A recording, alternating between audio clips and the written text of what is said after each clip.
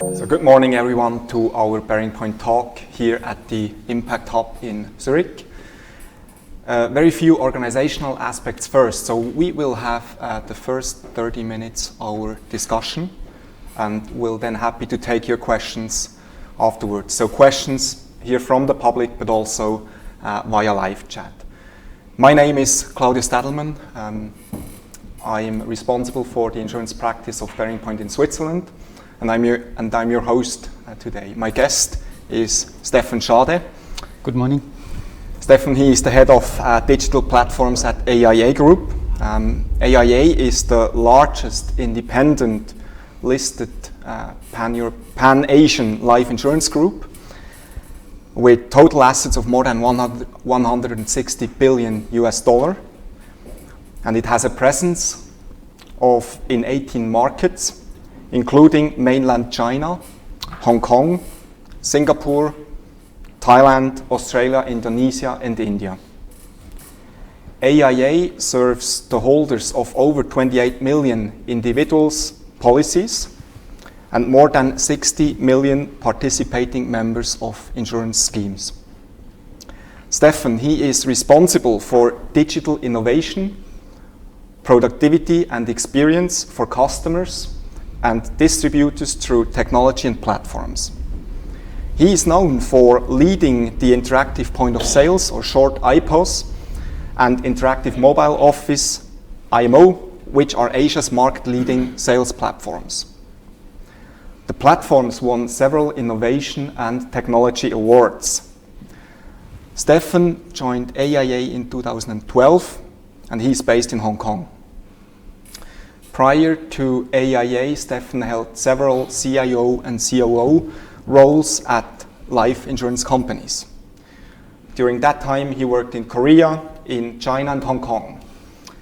Before moving to Asia, I think that was in 2003, he worked for KPMG Consulting, later Bearing Point in the insurance practice based in Switzerland.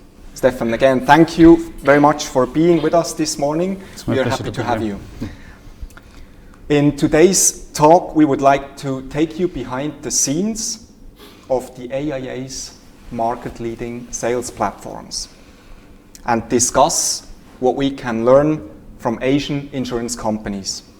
But let us first focus on customers' behaviors and expectations towards insurance sales processes in Asia. Steffen, behaviors of insurance customers are changing, expectations are ever rising. What can you tell us about Asian insurance customers' behaviors and how this how this shapes their journey? Okay, first of all, it's my great pleasure to be here to explain the typical Asian customer. Let me explain a few differences I observed when moving from Europe to Asia. First of all, in the insurance industry, the life and the health insurance are combined products, so you don't need two separate licenses for life and health. So a typical savings product would also cover you for hospitalization, accident, and so on. The other big difference is that the typical customer has at least 5 to 7 insurance policies. So it's not like like here you sit down with your advisor, you have a planning horizon of 10, 20 years, you sign a deal, and then that's it for the next 10, 20 years. What we observe in the Asian countries, you review your portfolio every 2 or 3 years, and accordingly the planning horizon is maximum 5 years. So you buy more frequently, perhaps smaller tickets, but it's more commoditized. It's not a such a long-term planning. The other big difference is it's what I call the here and now concept. So when the sales advisor sits together with the customer, if the deal cannot be closed on the spot, here and now, the sales opportunity is the chance that the sales opportunity is gone is pretty high. So with this behavior, and the last point is that I think that's similar to what happens in Europe. the sales situation is hardly ever in the office. It's on the road. It's in the Starbucks coffee. It's at home of the customer. So the mobility aspect for the distributors is quite high. So one more time, you buy combines life and health. You have smaller tickets. You buy more frequent. The sales opportunity arises more frequently. And you see and meet the customer every 2 or 3 years, and you need to be able to act very quick on the spot. So it's not like, a typical situation here would be, okay, once the deal is done, and then we go through the administration processes, send me the application form, I send it in, I send it back. A few weeks later, the policy comes back, so that the whole process is a couple of weeks. No way in Asia, no way. So you do it on the spot. If you're not prepared for any situation, and when we did the customer research, the expectation is, what's the difference between an airline ticket and life insurance? I want to see my coverage coming in within minutes. So the patience level of having the coverage after underwriting and billing and everything after a few weeks, that's not the situation. So the customers expect the coverage starts 15 minutes after the sales talk.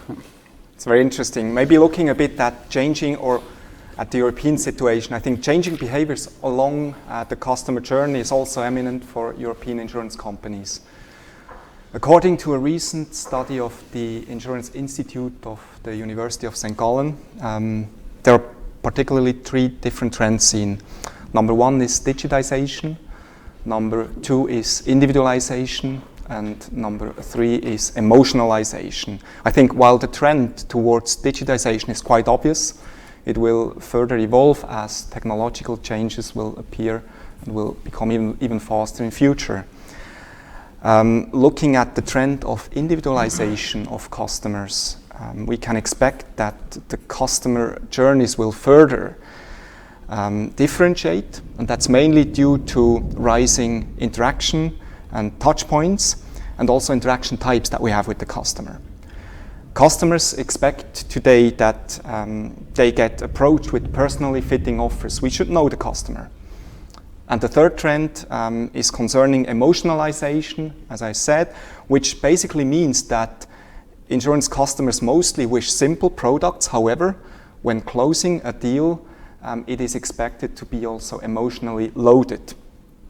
I think additional trends cover ecosystem, we'll talk about that later, or also blockchain-based peer-to-peer models. Now a bit, the interactive point of sales, the IPOS, is AIA's market-leading sales platform.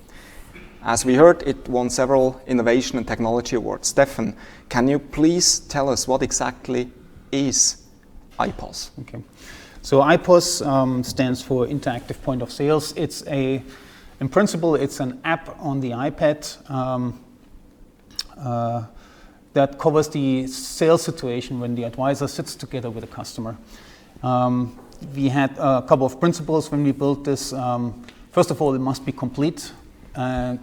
We have seen sales systems before, but most of them were not complete. What do I mean by complete? It's basically the insurance agent is prepared for any situation that happens in the conversation with the customer and can close the deal on the spot. So this means covers sales illustration, quotation, financial planning, application, underwriting, and then the electronic signature on the screen, and the payment. So that's what we mean by complete. The second one, what we said, it must be very reliable anytime, anywhere. So what I just said sounds like a pretty normal online system. It's not. In most of the Asian countries, you have a network. By network, I mean 3G, 4G, whatever, or Wi-Fi, which is very, very unreliable and not stable.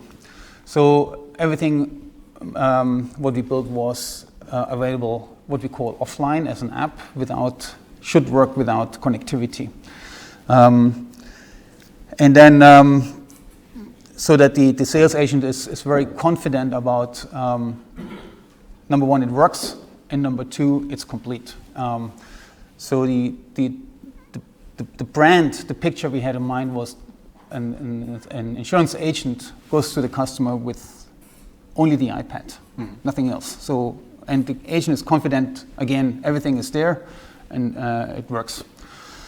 We started with the program in 2012. That's just 2 years after the iPad was launched by Apple. So at that time, try to think back, 2012, we even didn't really know what a tablet is. It was not a phone, it was not a laptop. Now we know what a tablet is. It's a device where you can play around, surf, or you can even do business and sign on. And at that time, it was very, very, very, very, very difficult to find technical resources to know how to program in Xcode.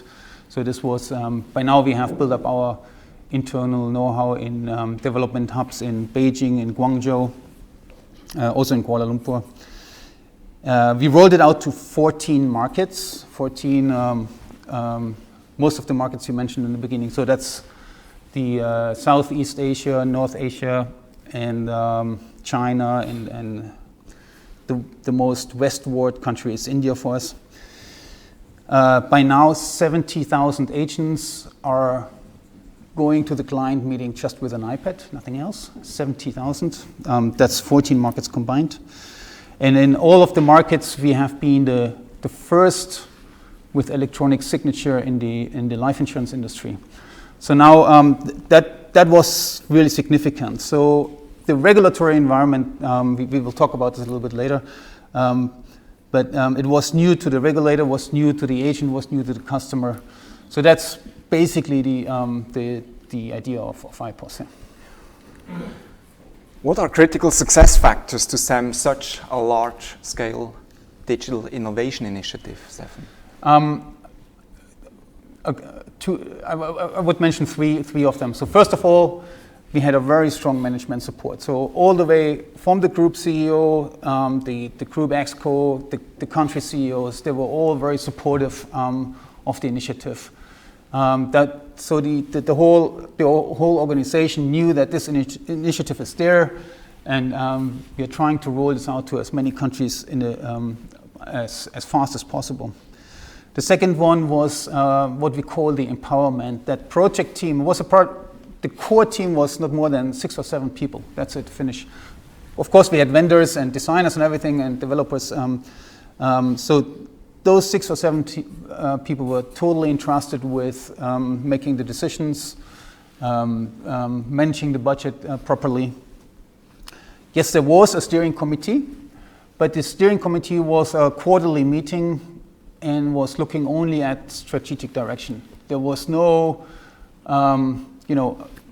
operational intervention and tons of reports and compliance and tech risk and legal risk and all these what you usually have in a normal steering committee. This was all not there. So we were pretty much entrusted with this program and could do what we think is right for the program and made the big decisions in a meeting room of 6 or 7 people. It was the team was just great. We had all of them, I would say, without exception. Again, a small team, very capable, very passionate about this program. At that time, iPad was still a new technology, as blockchain is today. But at that time, really, we were entrepreneurs within the company, and we were entitled and given the decision authorities to do so. Yeah. What were the following phases after IPOS? So first, IPOS, as I explained, was for the situation agent meets customer. Later, we continued on first of all, on the journey with making agents even more mobile. So we implemented a complete mobile office on the iPad, which included the whole capabilities of recruiting, training, activity management, leads generation, and then the portfolio management, this mobile CRM. And that was still a challenge because the CRM systems again today they're all online. We could not do much online because of the poor network in most of the countries we were facing with. So there was the expanded the ecosystem, digital ecosystem, to the whole agency management. And the third phase was then the integration with social media, particularly with Wechat. Let me explain a little bit what Wechat is. Wechat is much more, in the beginning it was a messenger, yes, like WhatsApp, but it evolved very quickly into a complete social platform, what we know from Facebook. So you had your timeline, you had your networks, you had your circles, and so on. And by now it's even gone one step further. It's a commercial platform. So you book your restaurant, you buy your tickets, you buy whatever what you need for the household appliances.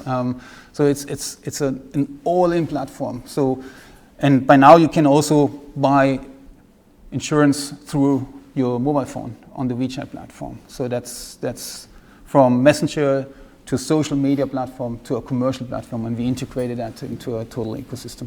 All in one. Yeah. You also mentioned that 70,000 agents were onboarded on the new technology. I would be very interested to hear how you dealt with resistance to adopt, to change. Okay, so 70,000 agents across 14 markets is a huge number. And at the beginning, we thought there will be huge differences between Korea, Philippines, Australia, India, and so on. Interestingly, in the adoption of new technology, we didn't see, and with hindsight, we didn't see a huge difference. So when we launched the system, the first 20% of the agents, they just took it. These are tech-savvy guys.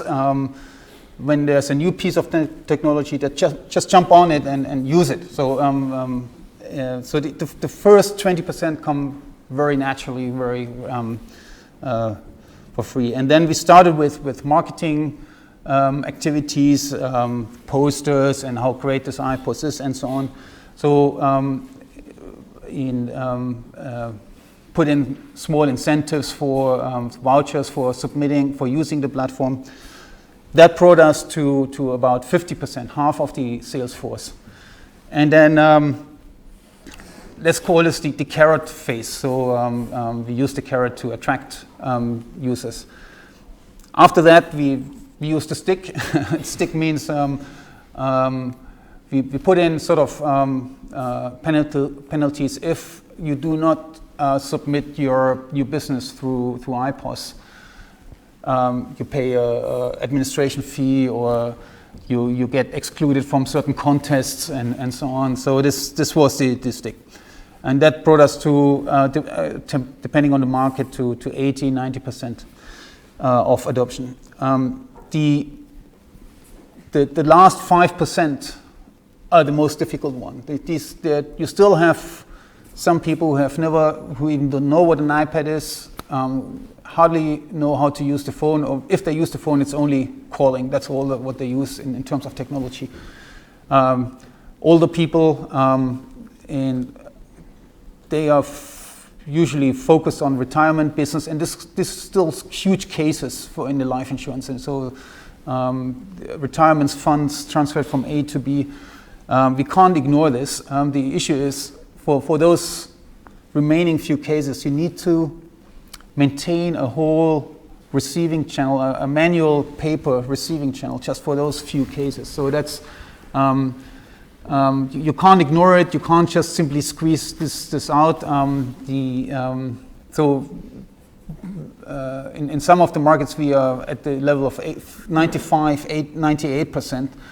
We have not a market yet where we completely shut down the printing of application forms and paper. So that's still the remaining. But you will get there, I guess. We will get there. Okay. Very good. Maybe just looking at some local cases, I think there can be found also some great examples of successful digital business. model launches here in Switzerland. As an example, AXA in Switzerland just recently entered the health insurance market, and that's basically done via a brand new digital platform. I think looking how they did it, they followed an inspirational vision and built their new offering with a very small team, pretty much outside of headquarters, outside of the company.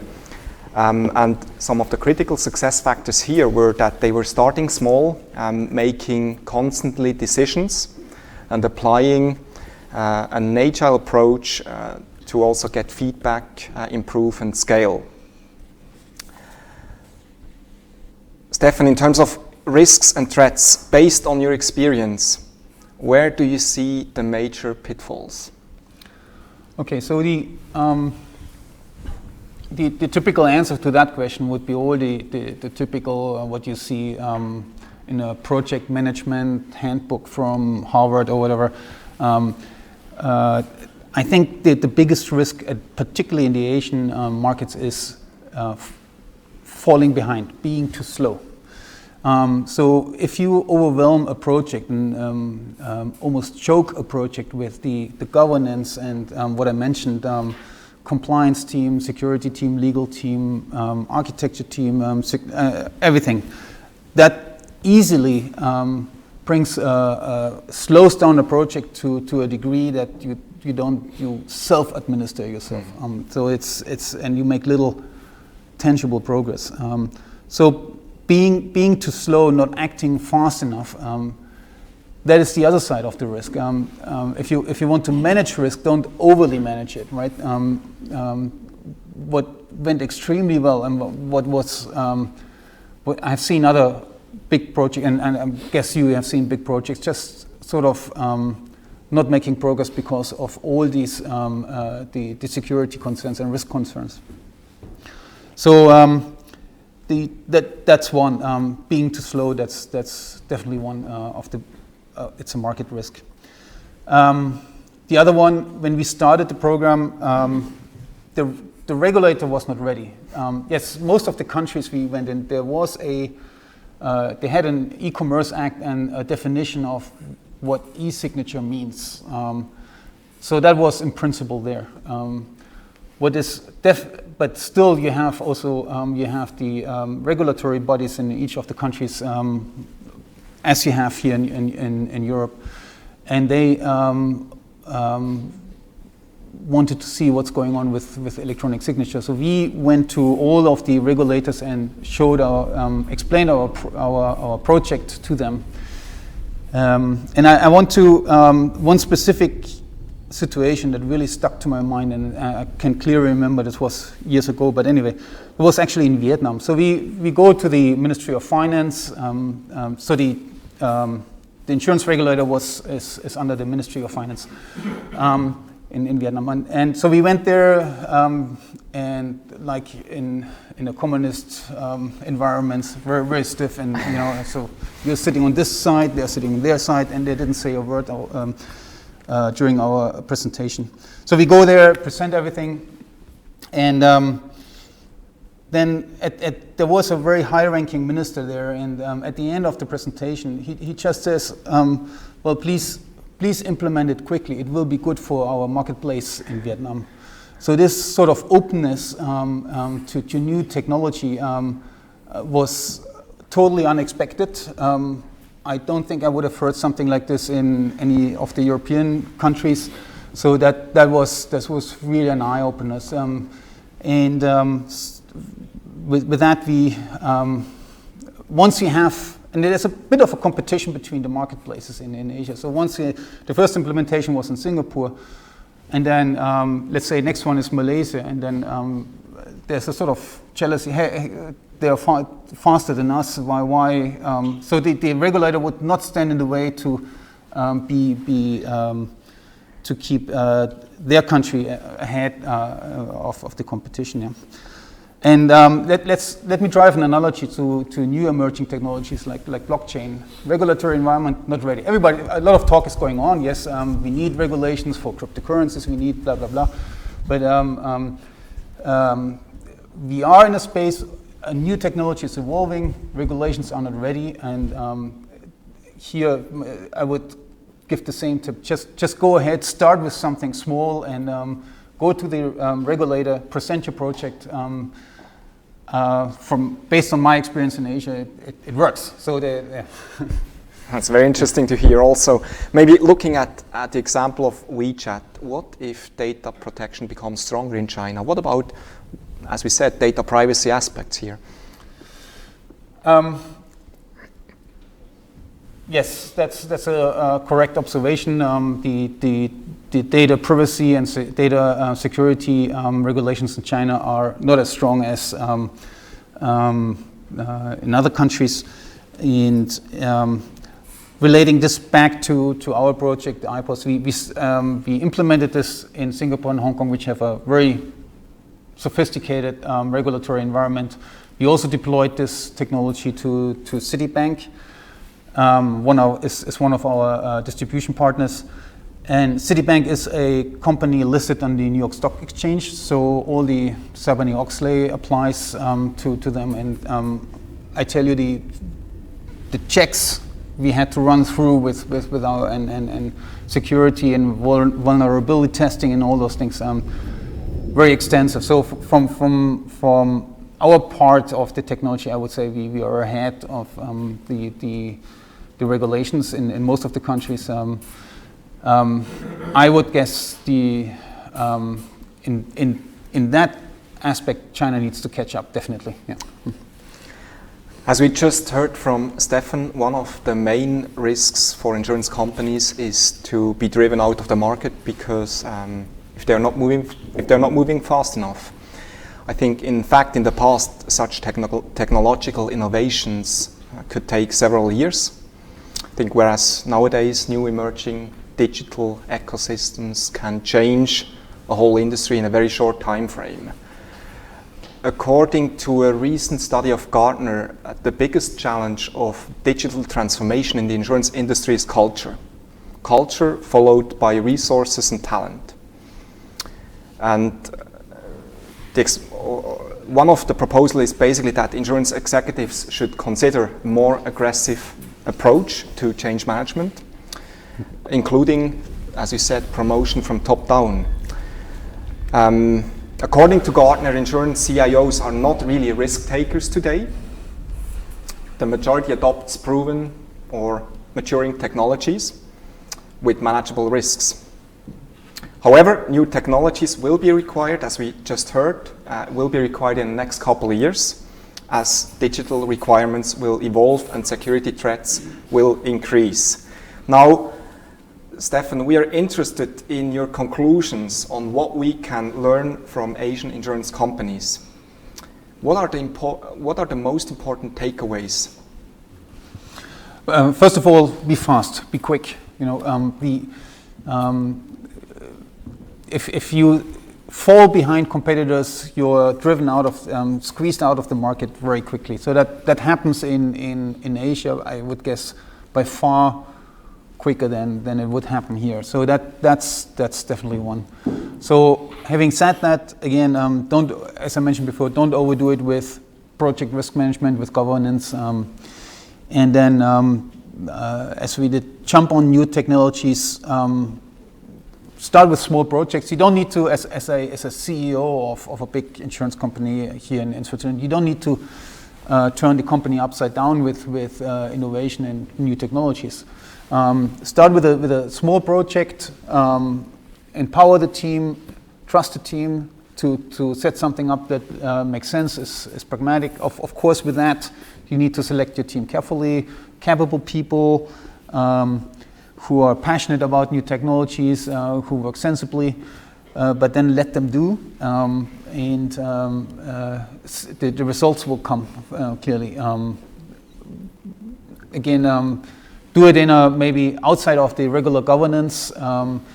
Don't put it into the normal processes of of committees and risk management. The bigger risk again is to be driven out of market, to fall behind and to be driven out of the market. Yeah. Very good, thank you.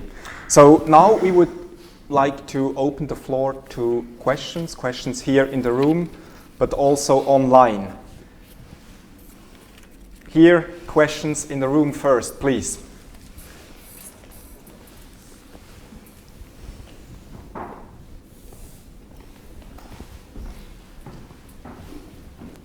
Yes, hello. I'd like to ask you on the behavior of those clients that your agents contact. You mentioned the online sort of on-the-spot doing business with clients, but how's the behavior of the clients there in respect of, trying to figure out the market, checking different offers from different insurance companies? When they close transaction on the spot and online, are they just trusting your agent that he or she is giving the best offer, or does a client usually in that environment and in that way of living, as you mentioned it, does a client sort of check the market before entering into discussion with one of your agents? How does all that work with sort of the competition part of it? Yeah. I think the sort of learning or research phase still relies on talking to friends, perhaps checking online, presumably checking online less than here, and talking to several agents. So that the precursor before buying is presumably very similar. But once the decision is made, okay, I'm going to buy this now. The expectation is here and now. So I would say finding out what's the right product for my situation, for my life stage, will be tested with friends, will be tested in the internet, will be tested with maybe 2 or 3 advisors. But once it comes to the point, okay, now I've made up my mind, I want to buy this. Why does it take 2 or 3 weeks? Why not? The airline, Cathay, Swiss or Lufthansa, whatever, can issue a ticket in minutes. Why not you? So that's the comparison. The life insurers get compared not only with life insurers, other life insurers, but get compared with industries, with other industries.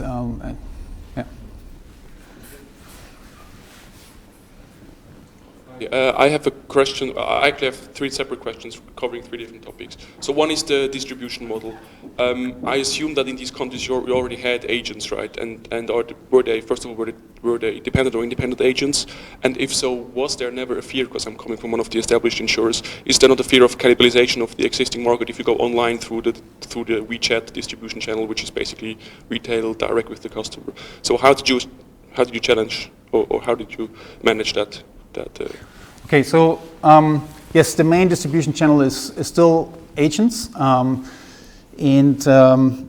what you mentioned in terms of personalization and so on, that is in the hands of the agents. But you need to give what we did. We give the right tool for those agents to put this personalized proposal together for the agent. Now, the second part of your question.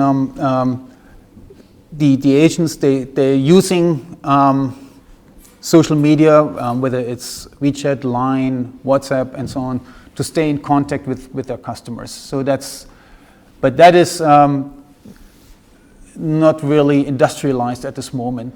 That's really whether a choice and in the hands of the agent, whether and how this is done. So. This will be definitely something, a new field where you can give the agents the tools to present themselves properly in social media and how to and the training how to approach customers through social media. Don't overdo it, but still stay in contact with them. So that's in terms of content and training. There can be a lot more done, yeah. And, second question related to the technology now. You mentioned that the iPad had to work offline, right, because of the internet connection issues that you have in Asia.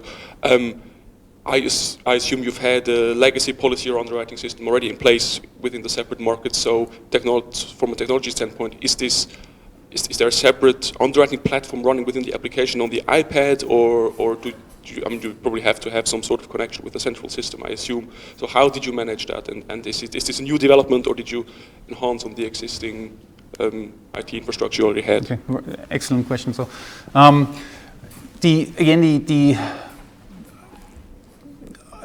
let me rephrase your question. I mentioned that the iPOS solution is an offline solution on the iPad, so with no connectivity during the sales conversation. So how do you do the underwriting? For example, now it's getting very technical. Sum assured aggregation. So you need to add up different risks and so on. In general, if this is an existing customer, you can preload. You know you're going to meet the customer. You can preload customer data into your iPad and do the underwriting with a tool that does the underwriting on the iPad. There's still a chance the straight-through underwriting ratios are, let's say, 70-80%. This means 70 to 80%. There would be no follow-up from underwriting. If there would be a more difficult case, it needs to go additional tests or additional underwriting. This would then be referred to underwriter. This message could pop up, but for, let's say, 70 to 80% of the cases, you can close it on the spot, and a few minutes later you get a SMS or whatever, you're covered. Yeah.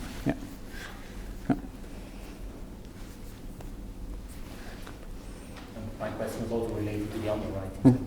You have just answered.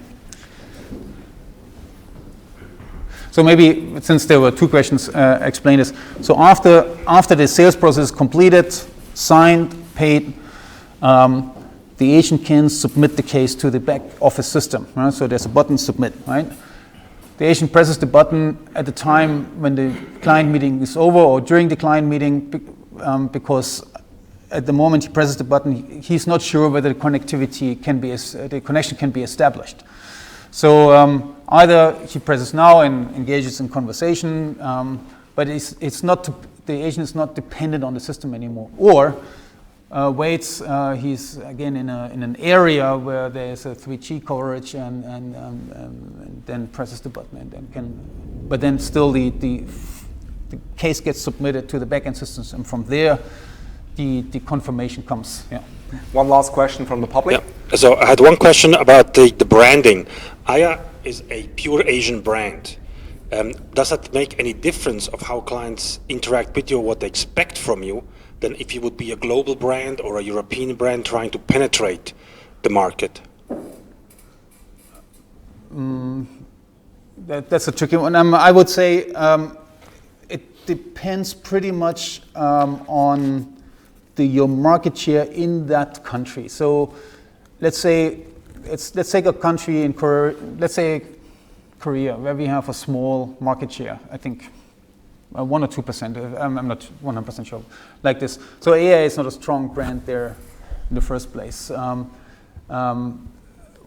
A Korean customer would not know whether AIA is now the second or third biggest insurer worldwide. That's out of their mind. So it really depends on the local market share. Let's say in Malaysia or Singapore, we have way over 50% market share. Everyone knows AIA as a brand, like Swiss Life here. So that's it. Really, the brand is pretty much dependent on your local market share, I would say. Yeah. One question that was addressed by the online audience concerns, or is basically, what can Swiss insurers learn from Asian companies? So I think we addressed most of the parts. I think just 3 points: innovation mindset that is needed along the whole value chain. I think that's one. Appropriate governance and processes in place, empowerment, and then a culture of trial and error. Summarizing what we heard today, I think we learned that the customer behavior in Asia versus Europe is different. The planning horizon, even with life insurance products, is much shorter in Asia, while the sales and closing process takes place at the spot in most of the cases. The insurance policy is available just right after the deal, so similar as we are used to airline tickets today. Critical success factors for such initiatives are full buy-in from top management, kind of letting it go, empower, and also fully trust the team that they will come up with the solution needed. And last but not least, I think we also learned that we need to act fast. I would say we are at least 5 years behind here in Europe. Steffen, thank you. Thank you very much for the discussion today.